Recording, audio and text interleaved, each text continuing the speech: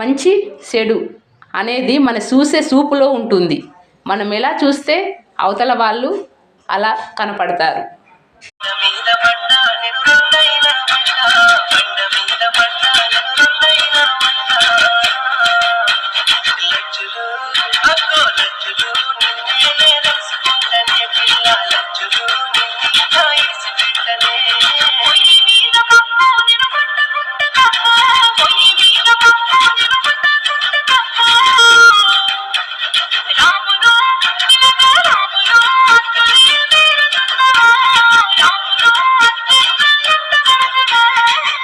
ఆకాశం నల్లగా మారితేనే చుక్కలు కనబడతాయి.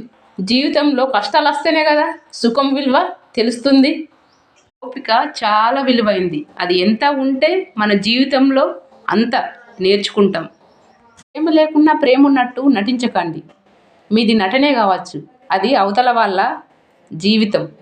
మంచితనం పనికిరాదని కొందరి వల్ల తెలుసుకున్నాను.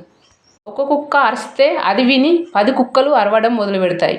ఎందుకు అరుస్తున్నాయో ఏమో అని అవిటికి కూడా తెలియదు. అచ్చం నీ చుట్టూ ఉన్న జనాల్లాగా. అది ఎట్లుంటారంటే వాళ్ళకి కావాల్సినప్పుడే మాట్లాడతారు. ఆ తర్వాత ఉన్నామా సచ్చామా అనుకోవడం పట్టించుకోరు.